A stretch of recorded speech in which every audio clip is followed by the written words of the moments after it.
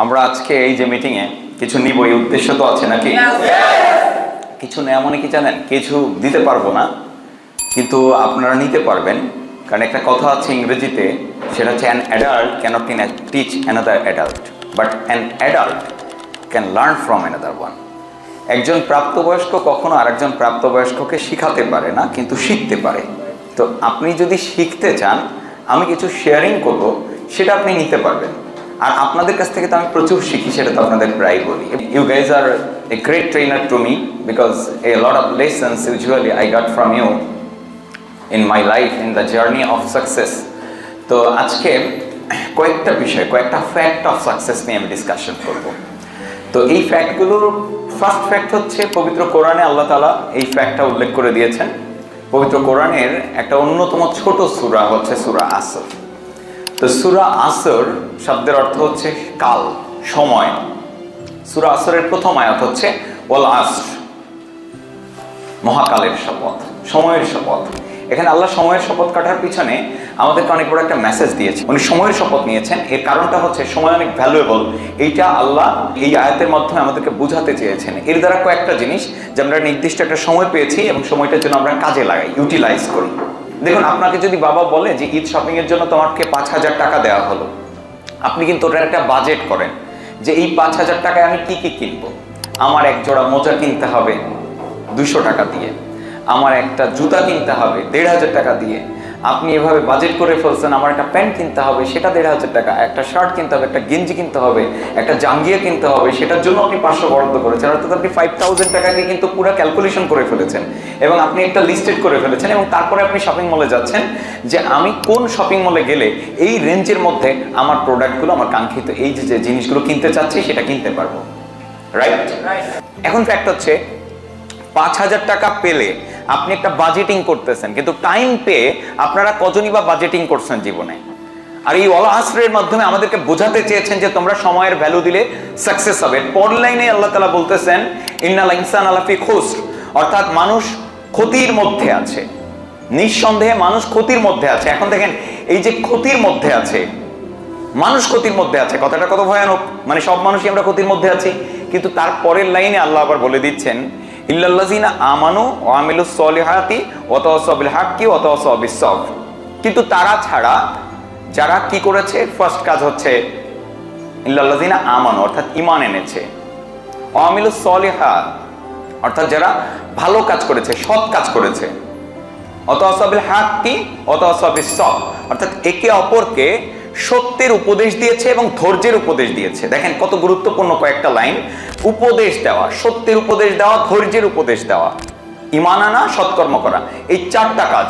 ইমাম শাফি রাহমাতুল্লাহ আলাইহি এই জন্য বলেছিলেন যে যদি পৃথিবীবাসীর জন্য সূরা আসরটাই শুধু নাজিল করা হতো, তাহলে আর তাতেই যথেষ্ট ছিল, আর কিছু নাজিল না করলেও চলতো। যদি সূরা আসরটা আমরা ফলো করি, আমাদের পার্থিব সাফল্য, আমাদের পরকালীন সাফল্য সবগুলোই কিন্তু এটার মধ্যে রয়েছে।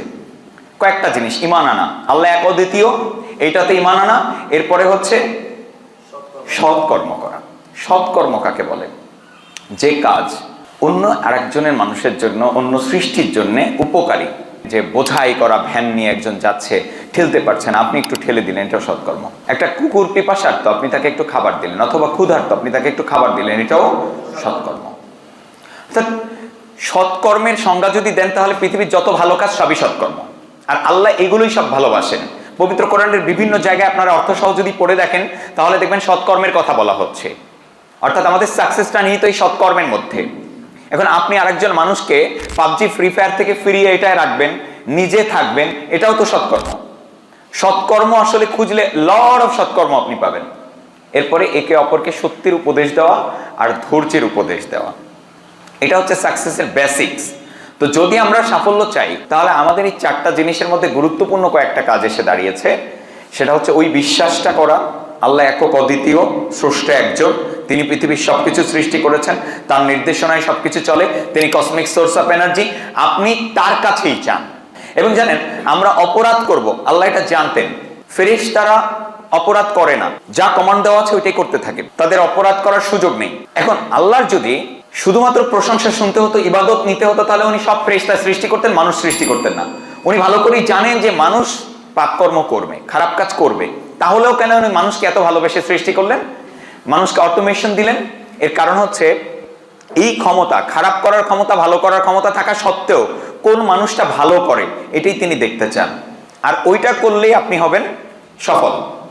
আমরা একক অদ্বিতীয় সত্তার কাছে চাইবো, আমাদের সকল সাফল্য কার কাছে চাইবো? আল্লাহর কাছে। ভালো পার্টনার চান, আল্লাহর কাছে চান। আপনার টাকা দরকার, কার কাছে চাবেন? আল্লাহর কাছে চাবেন। যা লাগবে এই পৃথিবীতে, যা লাগবে, হ্যাঁ অন্য যারা আছেন হয়তো আল্লাহকে আপনি গড বলছেন বা ভগবান বলছেন বা ঈশ্বর বলছেন, গড বলেন, ভগবান বলেন, ঈশ্বর বলেন, তিনি কিন্তু একক, তিনি কিন্তু অদ্বিতীয়, তিনি কিন্তু একজন। আপনি যা বলেই ডাকেন, আপনি তার কাছেই চান। যা চাইতে হয় ওনার কাছে আপনি আপনার চাওয়া সব পেশ করেন, দেখবেন উনি আপনাকে দিয়ে দিচ্ছেন, কারণ তিনি আমাদের সব কথা শুনতে পান। কিন্তু এখন আল্লাহ কাকে দেবে? ফ্যাক্ট হচ্ছে কাকে দেবে? আপনি অনেক প্রার্থনা করলেন, সেই প্রার্থনাটাকে আপনার আল্লাহ দেখলেন কবুল করলো না। যখন আমরা ভাবতেছি এত চাইলাম, এটা কেন অ্যাকসেপ্ট করলো না, আমরা খুব এক্ষেত্রে অধৈর্য হয়ে পড়ি যে কেন ডাকলাম তো কাজ হইল না, তো তার ডাইকা কে লাভ আছে? রং, ভেরি রং। মনে রাখবেন যে আপনি যখন ওই জিনিসটা পাওয়ার যোগ্য হবেন, ঠিক তখনই স্রষ্টা আপনাকে দেবে। আপনি যতক্ষণ না যোগ্য হচ্ছেন আপনাকে দিবে না। মা 9 মাস ধরে একটা সন্তানকে গর্ভে ধারণ করে, তারপরে 5 মাস যাওয়ার পরে তার ভিতরে রূহ পাঠান আল্লাহ, এরপরে ভূমিষ্ঠ হই আমরা 9 মাস পরে।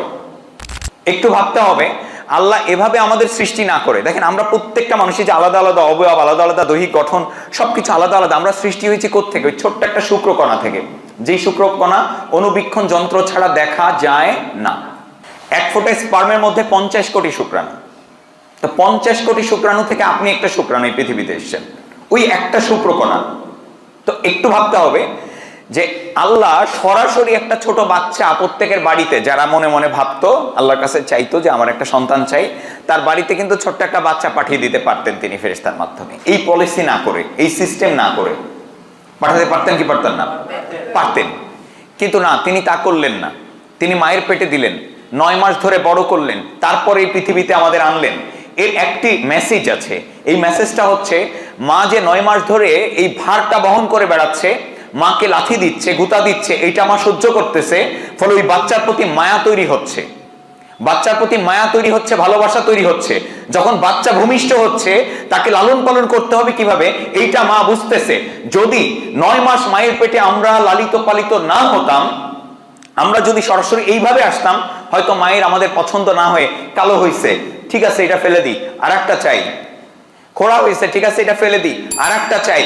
কিন্তু দেখবেন মায়ের ওই খোড়া, কালা, ফর্সা সবার প্রতি একটা ভালোবাসা মায়ের আছে। এর কারণ কি জানেন? ওই 9 মাস ধরে ওইটাকে কষ্ট করে লালন পালন করে পেটে রাখতে রাখতে ওর প্রতি একটা ভালোবাসা এবং মমত্ববোধ তৈরি হয়েছে। এবং এই কারণে দেখবেন ভূমিষ্ঠের পরেও বাচ্চা অনেক সময় মারা যায়, ওই মা কিন্তু আধা পাগলা হয়ে যায়, অনেক মা পাগল হয়ে যায়। কারণ কি?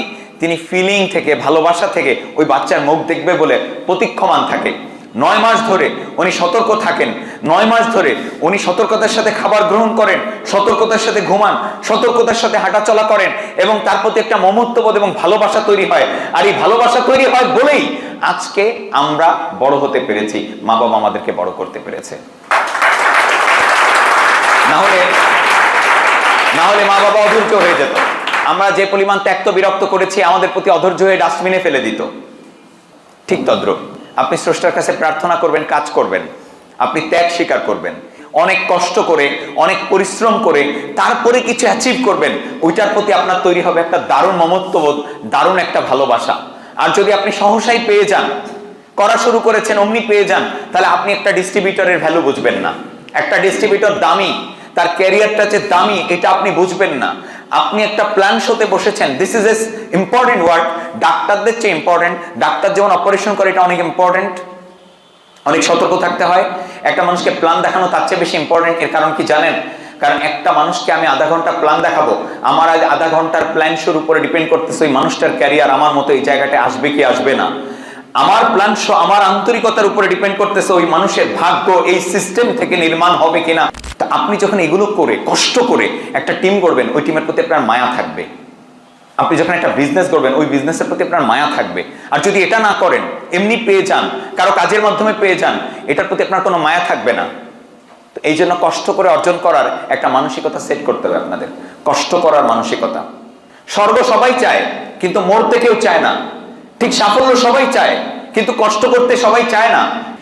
কষ্ট করতে বললে বরঞ্চ আমাদের অপছন্দ লাগে, ভালো লাগে না। বাস্তবতা বলছি যে আমাদের যখন কষ্টের কথা বলা হয়, কষ্টের কোনো কাজ দেওয়া হয়, তখন আসলেই আমরা কিন্তু অনেক রকম কষ্ট থেকে বেঁচে থাকার, যদি বলা হয় সকালে উঠো ঘুম থেকে, কমিউনিকেশন করো, না এটা কষ্টের। এই জন্য এটাতে আমরা কি করি, এটা থেকে কোনোভাবে কৌশলে এড়িয়ে যাওয়ার চেষ্টা করি। পড়াশোনা করো, কষ্টের। হ্যালো, পড়াশোনা করো কষ্টের, ট্রেনিং করো কষ্টের, বই পড়ো কষ্টের। তো এই কষ্টের কাজগুলো আমরা যতই এখন হাত তুলি যে না আমি কষ্ট করতে রাজি আছি, আসলে কিন্তু আমরা তা নাই। আপনি যখন কষ্ট করবেন তখন ওই জিনিসটা আপনার প্রাপ্য হয়ে যাবে। কিন্তু এখন কথা হলো আপনি কতটুকু কষ্ট করতে রাজি আছেন। ও কষ্ট এখন করবেন না, আরো পরে। ছোট মানুষ তো, বয়স হয়েছে 20, 18, নিজেদেরকে ছোট মনে করেন। শোনেন, সময় আসতেছে, বড় হয়েছেন, এত ছোট আপনি না, আপনি অনেক আগে অ্যাডাল্ট হয়েছেন। আপনি সেটা আমার চেয়ে ভালো জানেন। ওয়ার্ল্ডে আপনি রিসার্চ করে দেখেন, আপনার বয়সী বহু মানুষ বড় বড় কোম্পানির মালিক, প্রফেসর, লয়ার, মানে আপনার বয়সী মানুষ। আপনার বয়সী মানুষ কোটি কোটি টাকার মালিক। আপনার বয়সী মানুষ গাড়ি ওন করছে, সুপার কারগুলো ওন করছে। আপনি যত ভাবছেন যে না এখনো কাজের বয়স আসে নাই, ওইভাবে সিরিয়াস হওয়ার বয়স আসে নাই, আস্তে আস্তে হই। রং, আপনি ভুল করতেছেন। শোনেন, একটা জনপ্রিয় মেটাফোর আছে, মনে পড়ে গেল, বয়লিং ফ্রগ সিনড্রোম। একটা উনুনে একটা পাত্রে পানি গরম করা হচ্ছিল, তো একটা ব্যাঙ লাফাতে লাফাতে এসে ওই পাত্রের ভিতরে পড়ছে। পড়ার পরে ব্যাঙের আবার এই ক্যাপাসিটি স্রষ্টা দিয়েছেন যে সে ঠান্ডা পানিতেও বাঁচে, গরম পানিতেও বাঁচে। শীতকালেও বাঁচবে পানিতে, গরমকালেও বাঁচবে পানিতে। অর্থাৎ তার দেহের তাপমাত্রাকে একটু সে কন্ট্রোল করতে পারে, নিয়ন্ত্রণ করে নিতে পারে। তো যখন ওই পানির ভিতরে পড়েছে তখন ব্যাঙ তার শরীরের তাপমাত্রাকে একটু অ্যাডজাস্ট করে নিয়েছে। কিছুক্ষণ পর পানি আরেকটু গরম হয়েছে, ব্যাঙ আবারও অ্যাডজাস্ট করছে। পানি আরো গরম হয়েছে, ব্যাঙ আরো অ্যাডজাস্ট করছে। কিন্তু একটা সময় পানি ফুটতে শুরু করছে, টকবক করতে শুরু করছে। তখন আর ব্যাঙ সহ্য করতে পারতেছে না।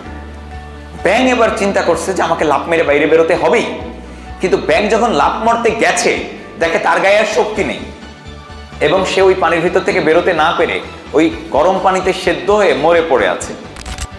মরা বলছে ব্যাঙ, কিন্তু তার দেহের শক্তি ব্যয় হয়ে গেছে, সেই জন্য মরে নাই।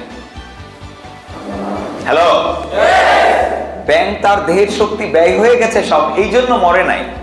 ব্যাঙ মূলত মরেছে সে সঠিক সময়ে সঠিক সিদ্ধান্তটি নিতে পারে নাই।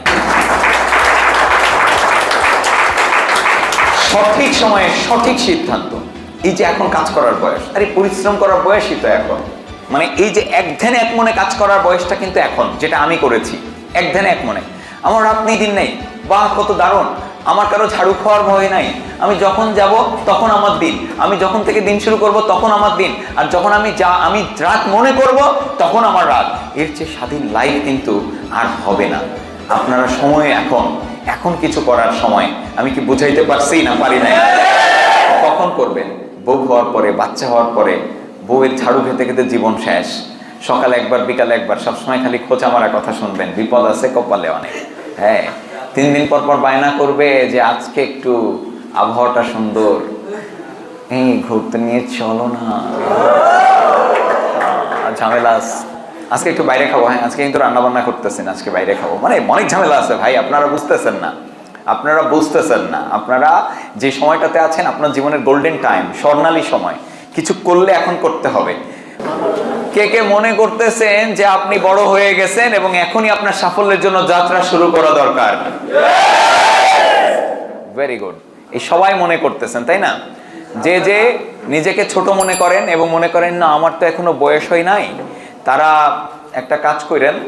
তারা আর কি করবেন, আজকে দেখবেন যে আপনার ডানো দুধ আছে কিনা মার্কেটে, সেটা কিনবেন।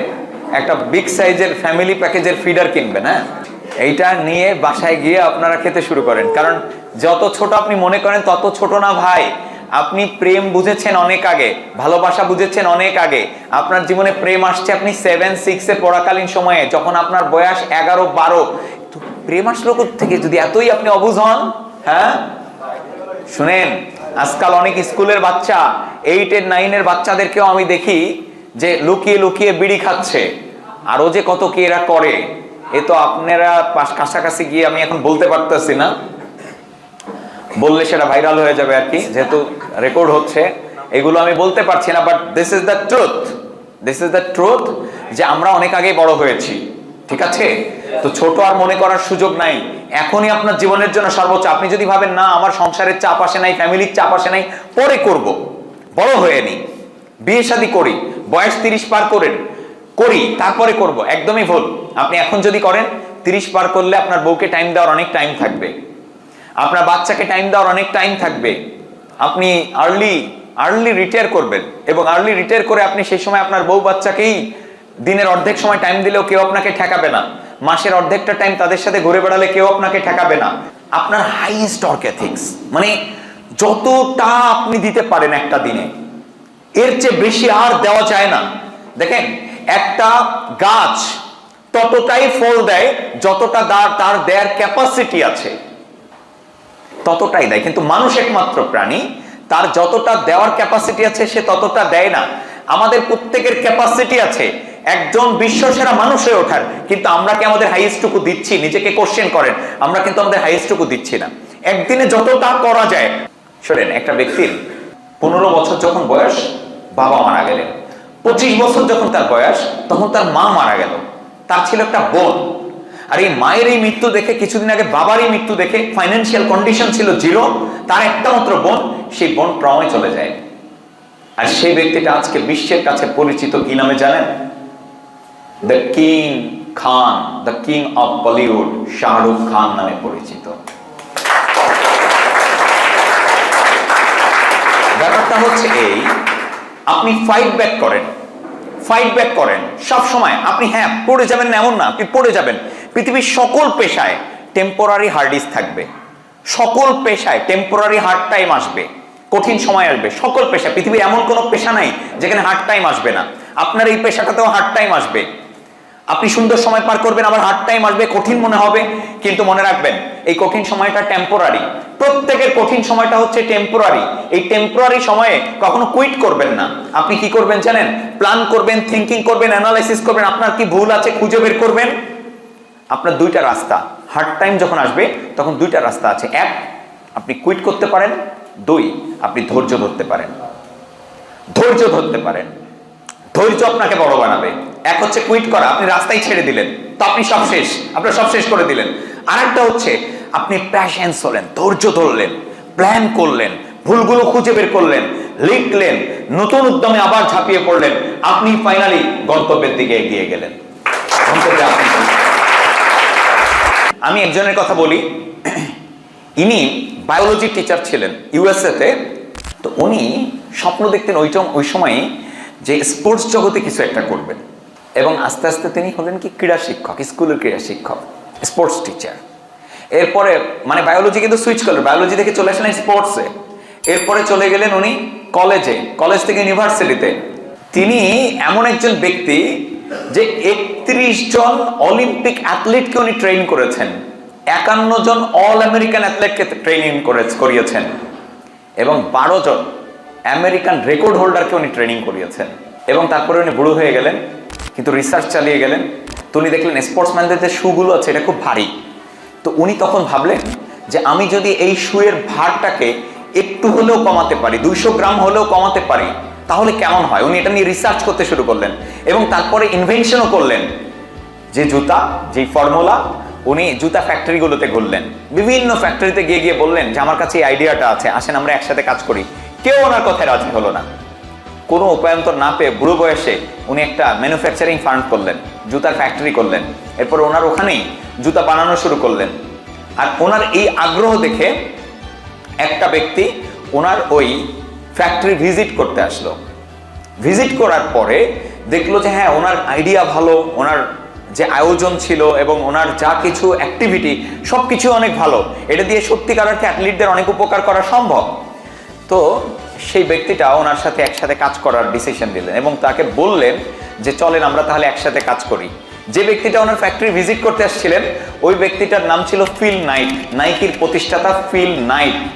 আর যে ব্যক্তিটা এই বায়োলজি টিচার ছিলেন ওনার নাম ছিল বিল বোরম্যান। এই বিল বোরম্যান এবং ফিল নাইট দুইজন মিলে তারপরে নতুন জার্নি শুরু করলেন, আর সেই জার্নিটা হচ্ছে নাইকি। আর নাইকি এখন সারা ওয়ার্ল্ডে বিজনেস করতেছে, অনেক টপ ব্র্যান্ড। এটা কি জানেন, ওই যে ওনার যে প্যাশন উনি ভোলেন নাই, রিজেক্টেড হয়েছেন কিন্তু প্যাশন ভোলেন নাই। আপনার যদি প্যাশন থাকে যে আমি বড় হব, আমি পাবলিক স্পিকিং জগতে যাব, মানুষের জীবনের উন্নতি করব, তো আপনার এই প্যাশনের পিছনে আপনি বছরের পর বছর দিয়ে দেন, কিন্তু কখনো হাল ছেড়েন না। Change the plan, never change the গোল। একটা প্ল্যানের জায়গায় 10টা প্ল্যান বানান, একটা প্ল্যান কাজ করছে না তো আরেকটা প্ল্যানে যান, বাট নেভার চেঞ্জ দ্য গোল। তো আমি আপনাদেরকে কয়েকটা ফ্যাক্ট কিন্তু বলেছি যে আপনাকে প্যাশনেট হতে হবে। এই ব্যবসাটা করতে আসছেন, হার্ড টাইম আসবে না তা না, অনেক হার্ড টাইম আসবে, আপনার নিজের কারণে আসুক আর যে কারণেই আসুক। আপনি জীবনে হার্ডিজ আসছে আর ওই সময় আপনি কুইট করেন, তো আপনি সারা জীবনের জন্য আপনার স্বপ্ন ভুলে অন্য রাস্তায় চলে গেলেন। আর যদি হার্ড টাইমটাতে আপনি ধৈর্য ধরেন, নিজের ভুল খুঁজে বের করেন, নতুন প্ল্যান করেন, নতুন আইডিয়া জেনারেট করেন এবং সামনে ফরওয়ার্ড করেন, তাহলে আপনি জীবনে সাফল্য অর্জন করতে পারবেন। তো আগে একটা প্যাশন চাই। 1500 লোকের উপরে একবার গবেষণা চালানো হয়েছিল, 1500 পিপল। আমেরিকাতে আজব গবেষণাটা করা হয়েছিল। 1500 লোককে জিজ্ঞেস করা হয়েছিল যে তোমরা যে কাজ করবা সেটা কি টাকার জন্য করবা নাকি প্যাশনের জন্য করবা। 1400 মানুষই বলেছিল যে আমি টাকার জন্য করব, আর 100 জন ব্যক্তি মাত্র বলেছিল যে আমি প্যাশনের জন্য করব। তো যখন 20 বছর পরে রিসার্চ করা হলো ওদের উপরেই, আবার রিসার্চ করে দেখা গেল যে সাকসেসের হার ওই 100 জনের মধ্যে বেশি, আর ওই 1400 জনের মধ্যে সাকসেসের হার খুবই কম, 1% 2%ও হয় নাই। তারপরে তারা একটা গবেষণা রিপোর্ট প্রকাশ করেছে যে যদি কেউ কোনো কিছু প্যাশনেট হয়ে করে, ভালো লাগা থেকে করে, যেমন গার্লফ্রেন্ডকে আপনি টাইম দেন ভালো লাগা থেকে, 5 ঘন্টা কথা কন, এই জায়গায় তো আপনি টাকা খোঁজেন না। বন্ধুদের সাথে আড্ডা দেন 4-5 ঘন্টা, এখানে তো আপনি টাকা খোঁজেন না। কই আপনি আড্ডা দেওয়া বন্ধ করছেন কোনোদিন? আরে ধুর, ওদের সাথে আড্ডা দিয়ে আমার টাকা আরো খরচ হয়, টাকা আসে না, তো ওদের সাথে আর আড্ডা দিব না। আপনি কোনোদিন এটা করেন নাই। আপনার জীবনের 20 বছর পার করলেন, 25 বছর পার করলেন, আপনি ওদের সাথে আড্ডা দিয়েই যাচ্ছেন, কারণ আপনি মজা পান, ভালো লাগে।